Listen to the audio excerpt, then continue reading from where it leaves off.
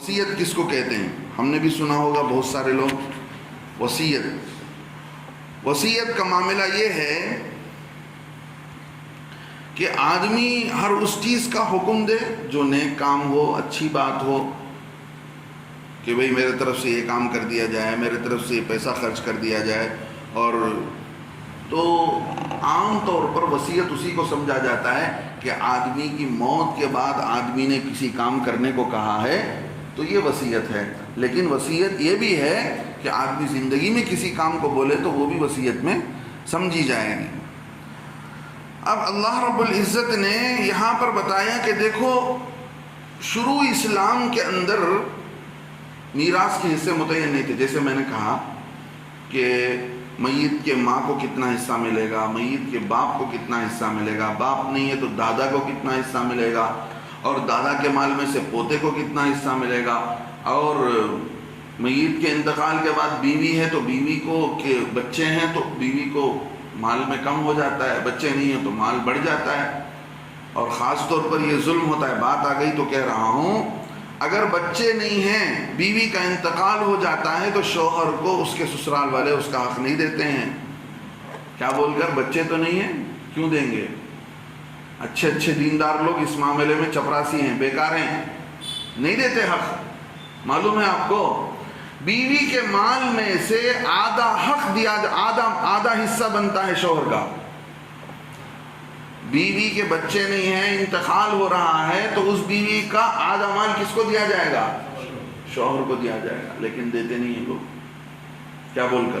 بچے ہی نہیں، تمہیں لے کر کیا کرنا، تمہیں کما لو، اللہ کے پاس بھگتنا پڑے گا. حق کی پوچھ ہوگی.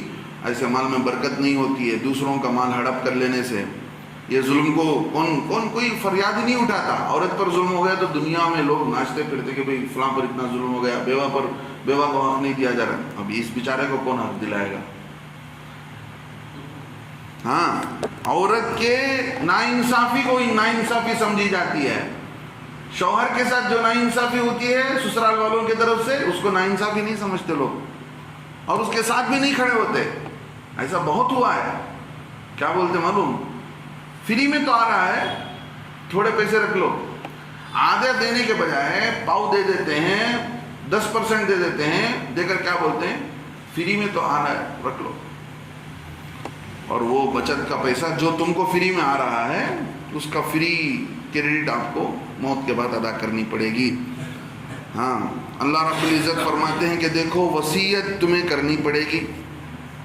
اصل میں پہلے زمانے میں اللہ کے نبی علیہ السلام کے آنے سے پہلے اور شروع زمانے میں حصہ متعین نہیں تھا. دیکھیے، اللہ نے قرآن کے اندر میت کے بعد ان کے رشتہ داروں میں حصہ متعین کیا ہے. کس کو کب کتنا ملے گا، کس کو ملے گا، کب ملے گا، کتنا ملے گا، پوتے کو کب ملے گا، کس کس کو ملے گا. 12 لوگوں کو اللہ نے بتایا کہ چوتھے پارے میں وہ بات آ رہی ہے، وہ وہاں بتاؤں گا میں. ان کو ذوی الفروض کہا جاتا ہے. اس زمانے میں جب یہ آیت اتری، اس زمانے میں اللہ نے حصے نہیں بتائے تھے کہ باپ کو کتنا میت کے مال میں سے، ماں کو کتنا میت کے مال میں سے.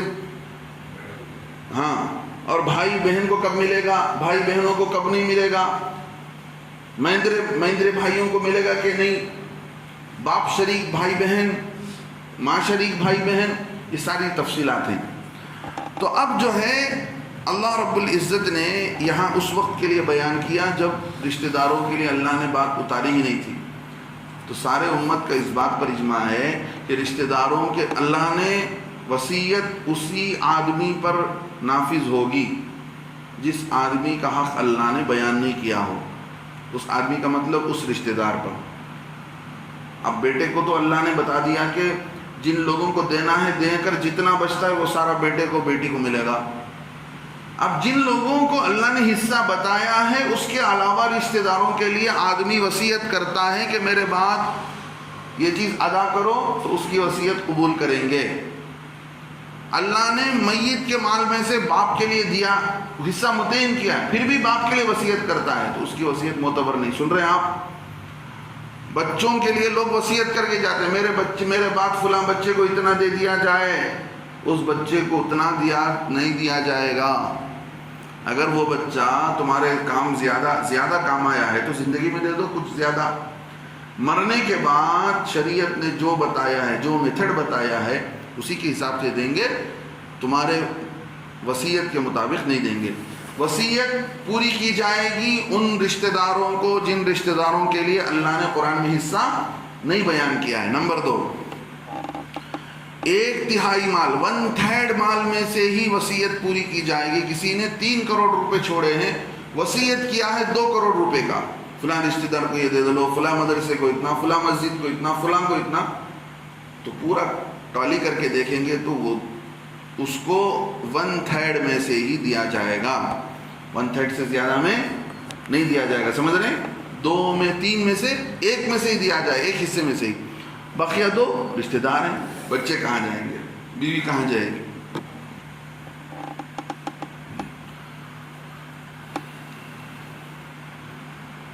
اب اللہ رب العزت نے یہ بتلا دیا کہ دیکھو اولاد کے سوا کسی دوسرے وارث کے حصے مقرر نہیں ہیں.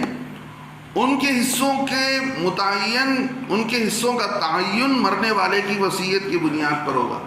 وہی اولاد کے علاوہ جو رشتہ داروں کے لیے اس نے متعین کیے حصے، اللہ نے اگر نہیں بیان کیے تو اس کے اعتبار سے کیا جائے گا. تو معلوم کیا ہوا؟ ایسے رشتہ داروں کو دیا جائے گا جن رشتہ داروں کو اللہ نے حصہ نہیں بیان کیا. نمبر 2، دیا جائے گا تو کس میں سے دیا جائے گا؟ 1/3 مال میں سے دیا جائے گا، زیادہ میں سے نہیں دیا جائے گا. اور والدین کو اللہ نے پہلے بیان نہیں کیا تھا، اس لیے والدین کا ذکر آ گیا، ورنہ تو والدین کا اللہ نے قرآن کے اندر بتایا ہے کہ باپ کو کتنا، ماں کو کتنا، الگ الگ حصے بتائے ہیں. اب اللہ رب العزت وہی بتاتے ہیں، کتب علیکم اذا حضر احدکم الموت. ہاں، اگر زندگی میں آدمی اپنی وصیت واپس لے لے تو اس کی وصیت کا اعتبار نہیں ہوگا. ہاں، وصیت کرتے وقت جو لوگ کھڑے ہوئے ہیں ان کی ذمہ داری بنتی ہے تو آگے چل کر ان سے گواہی لی جائے گی تو وہ صحیح بات ادا کریں گے، بتائیں گے کہ ہاں یہی بات. اگر انہوں نے ذرا برابر بھی بات بدل کر جھوٹے گواہی دی کہ اس وقت انہوں ایسا نہیں بولے تھے تو سارا گناہ ان پر آئے گا کہ تم نے بات بدل دیا، جھوٹ بولا ہے. اور ایسا بھی ہو سکتا ہے کہ جس کے حق میں وصیت کیا ہے ان کو دینے کے معاملے میں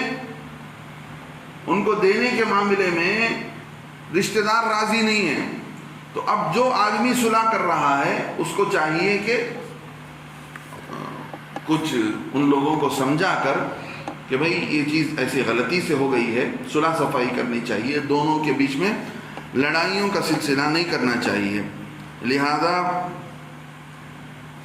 آگے اللہ رب العزت بتاتے ہیں کہ دیکھو وَلَكُمْ كُتِبَ عَلَيْكُمْ إِذَا حَضَرَ أَحَدَكُمُ الْمَوْتِ، تم پر فرض کیا گیا ہے اذا حضر، جب تم پر موت حاضر ہو جائے. ضروری نہیں کہ موت کے وقت ہی وصیت کرے، پہلے سے وصیت لکھ کر رکھ دے. اللہ کے نبی صلی اللہ علیہ وسلم نے فرمایا جس آدمی پر کسی کے حق ہوں اس کے لیے یہ بات جائز نہیں ہے کہ وہ 3 رات گزارے اس کے تکیے کے نیچے ان لوگوں کے معاملے میں اس نے وصیت نہ لکھا ہو. کسی سے قرض لے لیا ہے، کسی سے گاڑی لے لی ہے، کسی سے گھر لے لیا ہے، دوسروں کے حق ادا کرنے ہیں. تو ایمان والے کو چاہیے کہ کم سے کم 3 دن اگر اس پر گزر جاتا ہے تو اس آدمی کو چاہیے کہ اپنی وصیت اپنے بعد کیا کرنا چاہیے. موت کا بھروسہ نہیں ہے، کب کس پر موت آ جائے.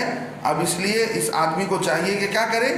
وصیت لکھ کر مرے کہ بھئی میرے بعد ان لوگوں کو دینا چاہیے اور آپ لوگ ادا کرو. اللہ رب العزت فرماتے ہیں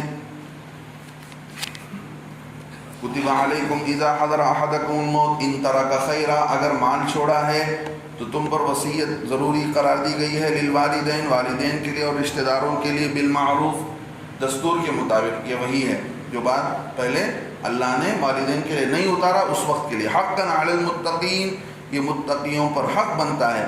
فمن بدلہ، جس نے بعدما سمعہ، جس نے وصیت کو سننے کے بعد وصیت کو بدل دیا، فإنما اسمه على الذين يبدلونه، تو اس کا گناہ بھی ان لوگوں پر ہوگا جنہوں نے بات کو بدل دیا. ان اللہ سمیع علیم، اللہ رب العزت سننے والے ہیں اور جاننے والے ہیں. فمن خاف من موص،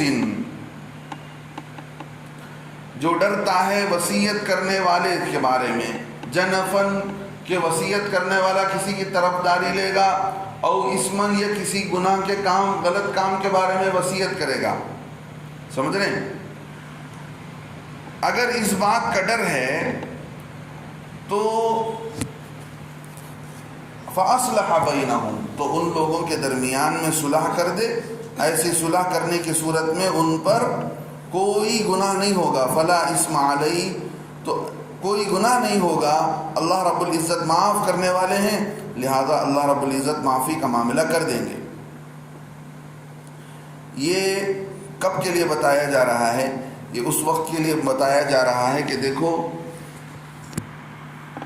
अब ज़ाब्ते के मुताबिक वसीयत की वजह से उस मय्यत के पसमानदा मुस्तहिक़ान तरका, जिन लोग वरासत के मुस्तहिक़ थे और जो लोग वसीयत के माल के मुस्तहिक़ थे, इन दोनों के दरमियान झगड़ा हो गया।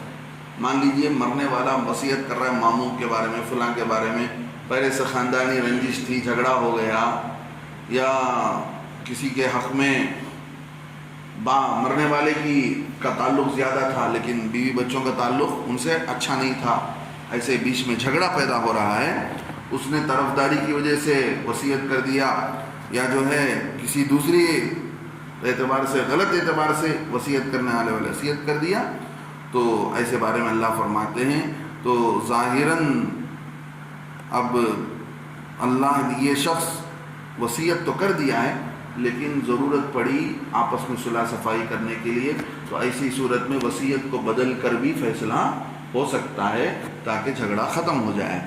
अगर ये जो वसीयत को बदला जा रहा है झगड़े को ख़त्म करने के लिए, तो ऐसी सूरत में अल्लाह माफ़ करने वाले हैं।